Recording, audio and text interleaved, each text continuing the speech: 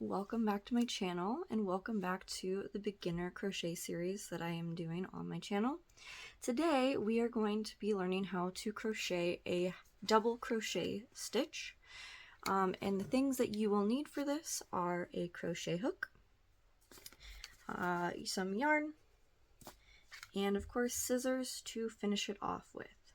So go ahead and grab your supplies and I will meet you back with the instructions. Alright, so you should have your supplies. You should have yarn, a crochet hook, and some scissors. We're going to go ahead and put the scissors off to the side for now because we won't be needing them until the very end when we're done. So what we're going to start with is a slip knot, because whenever you do something in a row in crochet, you have to start with a slip knot. So we do that with our X, and you can put your crochet hook through it and pull it to cinch it down. All right, so now we are going to make a foundation chain. So I want to make my project 10 wide. So what I'm going to do is I'm going to chain 10. So I have 1, 2, 3, 4, 5, 6, 7, 8, 9, 10. All right, so that's how wide I want my project to be.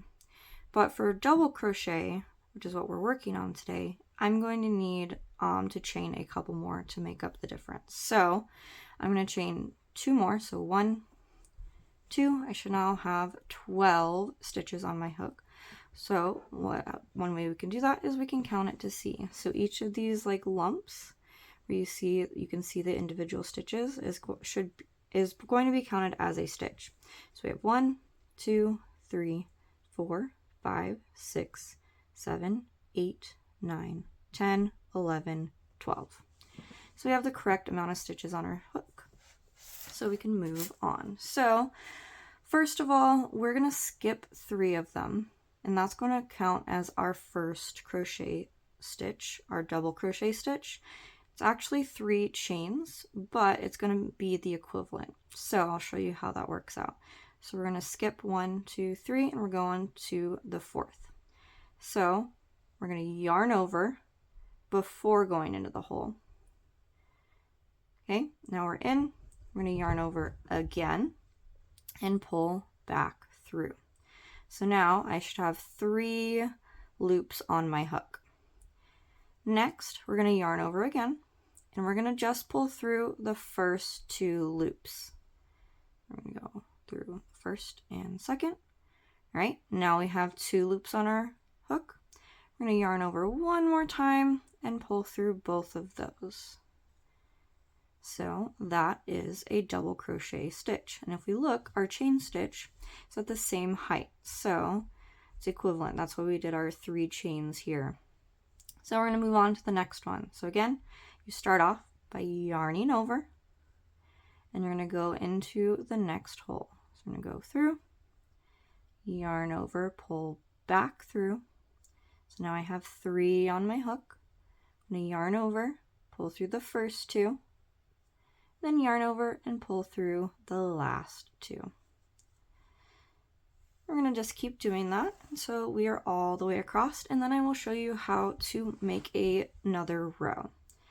So we're going to yarn over, go through, yarn over, pull back through, 3 on our hook, yarn over, pull through the first 2, yarn over, and pull through the last 2. If I'm going too fast for you, you can always slow down the video, pause it, or rewind. I know I'm going pretty slow for me, but I know as beginners it could be a little tough to get started. So if at any time you need to pause, please do so, as it'll help you out. We just keep going across all the way. Yarn over, through the hole, yarn over, back through, 3 on our hook, yarn over, pull through the first 2, yarn over, pull through the last 2. And we just keep doing that all the way across. It's a very repetitive stitch. Very simple, very easy. A lot of people like it because it works up a little bit faster than a single crochet, because you can kind of make almost 2 or 3 rows of single crochet width with just one stitch row. So it's kind of nice in that way if you don't need something that needs to be super tight, like plushie, amigurumi or something like that. This stitch works really well for making it go a little bit faster. I've used it in a lot of different baby blankets, and it's a nice stitch for working things up faster. All right, so now we're at the end of our row. So we're going to want to make another row on top of this. So what we're going to do is we're going to chain 3, just our normal chain, 1, 2, 3. Then we are going to turn. So we're just going to flip it over, and now it's turned.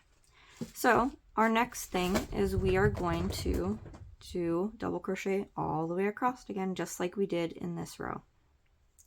So we are going to skip this first hole here because this chain stitch here, this chain is going to count as 1 double crochet. So we're going to skip this first one because that is associated with it. And we're going to go into the second one.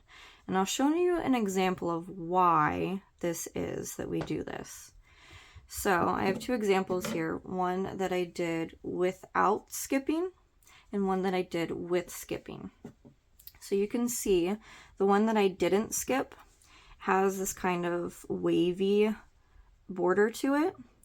So if you want it to be straighter, this is what I'm showing you now. So it's a little bit straighter if you skip that first stitch. It doesn't make it as wavy. So if you are crocheting and you're doing your stitches, your rounds, your rows, and it's looking a little bit like this, it's because you're not skipping that first one, and it's actually putting your chain and your first one into the same one, and it makes it a little wonky. So if you want a straighter stitch, you just do your chain stitch and then you skip that first one to allow room for that chain stitch. If you don't, then it turns out a little bit wonky like this. So that's why we do it that way and we don't just go into the next stitch. You can. It just looks a little bit better if you skip that first one. So back to the project. So another thing with this is the same as before, except for on the bottom row, you only have 1 loop to go through. On this one, we actually have 2. So we have our front loop and our back loop. For the purpose of this, we're going to be going through both. There will be times in the future and in patterns that you'll see front loop only or back loop only. But for now, we're going to go through both. So pull through, 3 on the hook, yarn over, pull through 2, yarn over, and pull through the last 2. Again, yarn over, poke it through both loops there, pull through, back through, 3 on the hook, yarn over, pull through 2, yarn over, pull through 2. And we're gonna go with this all the way back across. Just an easy stitch. You can make all kinds of different things like this. You can make like face scrubbies, you can make pot holders, headbands, scarves, anything really that is like in a flat, worked out in rows. You can use this stitch. And then our last one is going to go through the end here.